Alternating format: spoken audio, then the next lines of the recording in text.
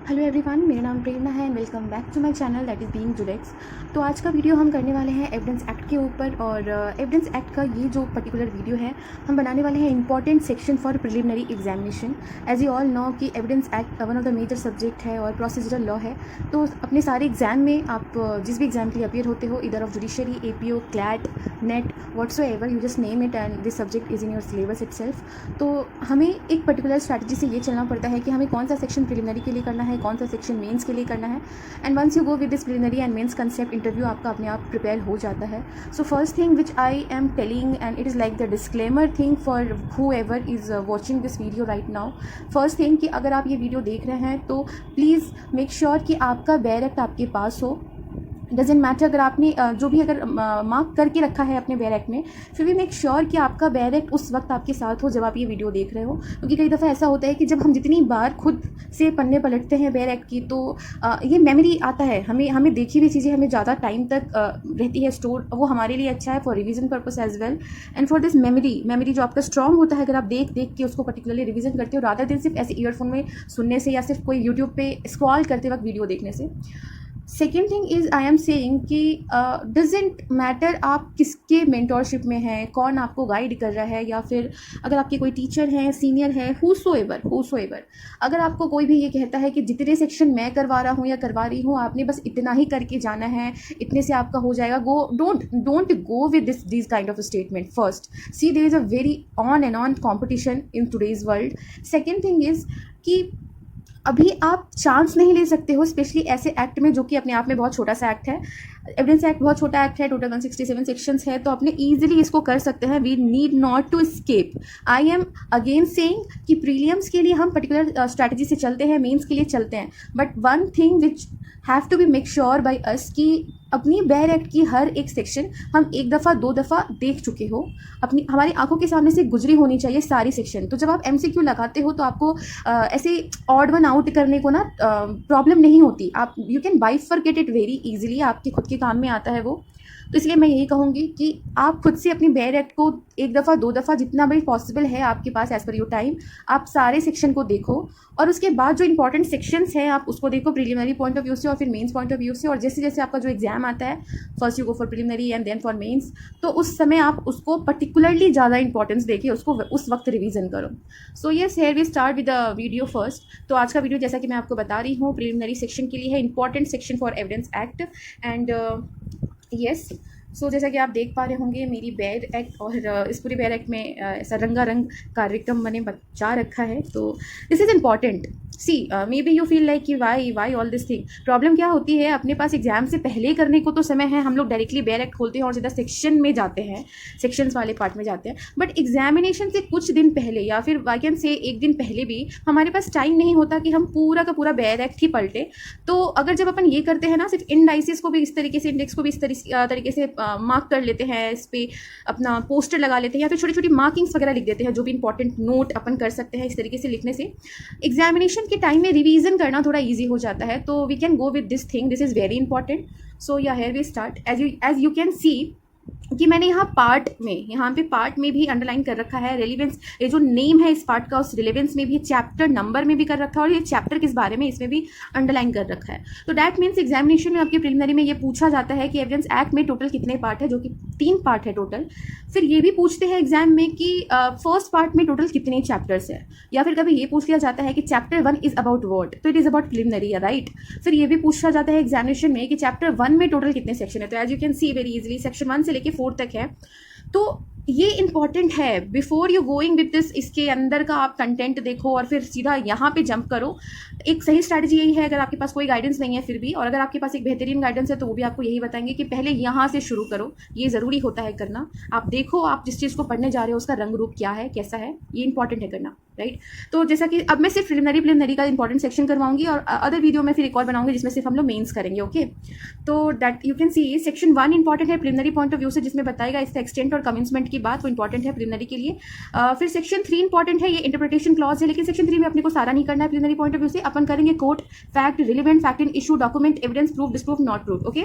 फिर अपन सीधा आ जाएंगे सेक्शन 4 पे। सेक्शन 4 अपन जब करेंगे मे प्रिज्यूम, शैल प्रिज्यूम, कंक्लूसिव प्रूफ। अब ये वाला जो पार्ट हम करते हैं तो ये हमारे मेंस के पॉइंट ऑफ व्यू से भी काम आता है। कई बार अब ये भी पूछते हैं कि ये जो मे प्रिज्यूम सेल प्रिज्यूम वाला जो कंसेप्ट है, बाकी और जो सेक्शंस होते हैं उसमें कौन सा सेक्शन मे प्रिज्यूम बात करता है, कौन सा सेक्शन सेल प्रिज्यूम की बात करता है। तो अपन जैसे आगे आगे बढ़ते जाएंगे, अंदर अंदर जब सेक्शंस अपन डील करेंगे तो उसमें मैं मार्क करवा दूंगी आपको कि कौन सा सेक्शन पर्टिकुलरली मे प्रिज्यूम है और शैल प्रिज्यूम है। अब इसके बाद आ जाते हैं अपन चैप्टर 2 पे। चैप्टर 2 इंपॉर्टेंट है। चैप्टर 2 जो है अपना रिलेवेंसी ऑफ फैक्ट, ये कभी डायरेक्टली ये भी पूछ देता है सीधा नाम की चैप्टर 2 जो है ये कौन सा टॉपिक क्या है इसका, what is the heading, that is relevancy of fact. और चैप्टर 2 कौन से पार्ट में आता है, तो चैप्टर 2 जो है पार्ट 1 में आता है। तो आपको ये ध्यान देना है कि आपको चैप्टर का नाम, हेडिंग वगैरह सब कुछ देखना है और आपको लेंथ भी देखना है कि कौन सा सेक्शन कहाँ तक जाता है कौन से चैप्टर में। सो 5 से लेके 18 तक दिस इज इंपॉर्टेंट। फर्स्ट तो this is my personal advice कि एटलीस्ट चैप्टर 2 में आप कुछ भी स्किप मत करो। और चैप्टर 2 जो है अपना टोटल 5 से लेके 55 तक है।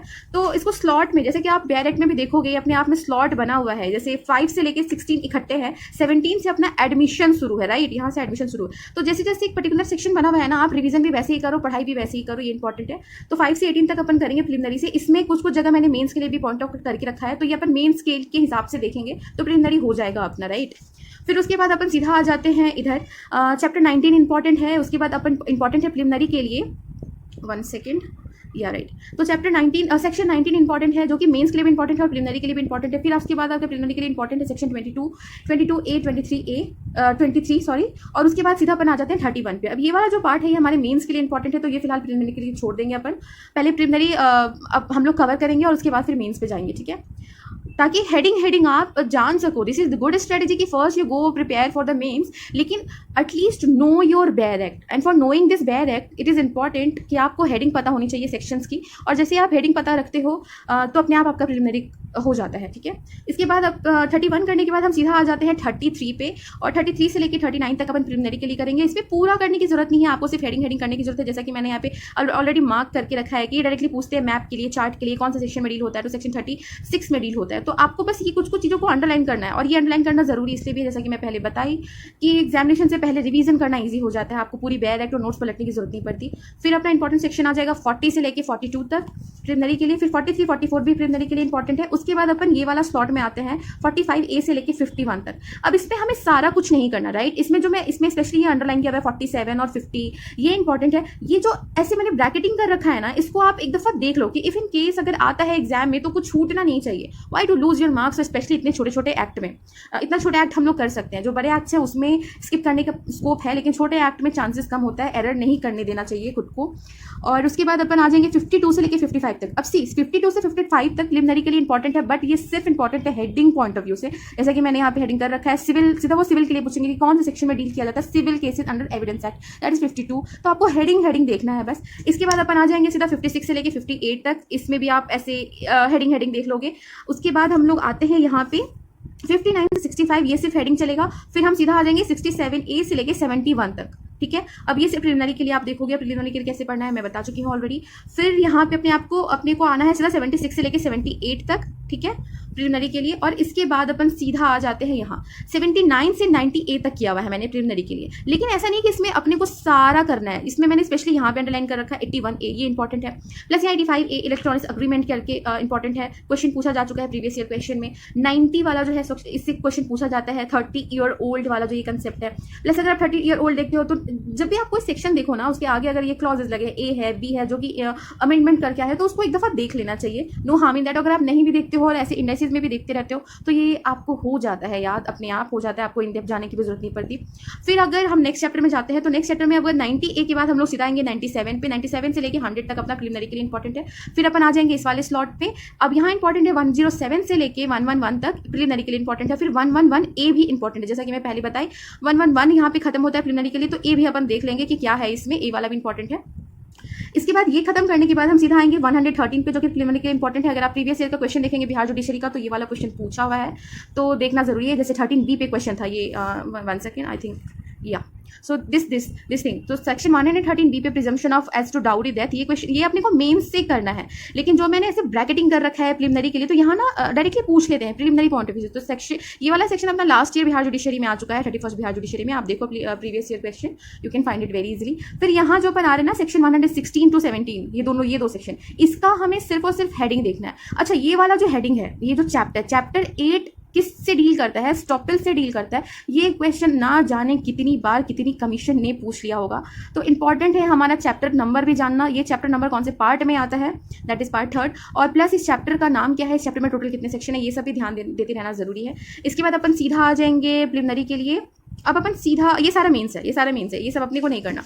अब अपन सीधा आ जाएंगे इधर, यहाँ सीधा अपन करेंगे 156 से लेके 165 तक। अब सी इसमें बहुत सारा सेक्शन ऐसे है जो मेंस पॉइंट ऑफ व्यू से भी करना है, लेकिन कुछ जैसे है 159 रिफ्रेशिंग मेमोरी, ये प्रिलिमिनरी में डायरेक्टली हेडिंग से पूछ देता है। तो ये जो एक्स्ट्रा मतलब ब्रैकेटिंग मैंने कर रखा है ना, ये हेडिंग के लिए और प्लस मेंस के लिए जो करना है वो मैंने अलग से मार्क किया हुआ है। और ये जो है अपना last chapter, that is chapter 9, जो पार्ट 3 का लास्ट चैप्टर है, और सेक्शन 167। ऑल्दो ये रिपीट हो चुका है, लेकिन ये पूछ लिया जाता है कि चैप्टर 11 जो है व्हाट इज इट अबाउट, तो of improper admission and rejection of evidence की बात करता है। तो इस पे क्वेश्चन बन जाता है कि चैप्टर 9 इज अबाउट व्हाट। तो जैसे कि मैंने आपको बताया, अपना प्रिलिमिनरी अभी कर लिए हैं, इंपॉर्टेंट सेक्शन, फिर आने वाले वीडियोस में मेंस के लिए भी कर लेंगे।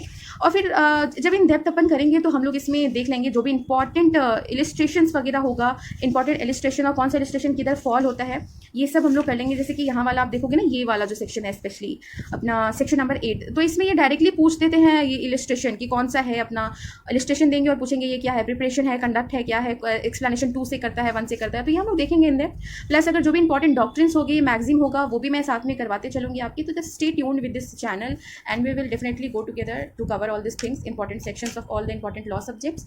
सो yes, thank you for your time and जय हिंद।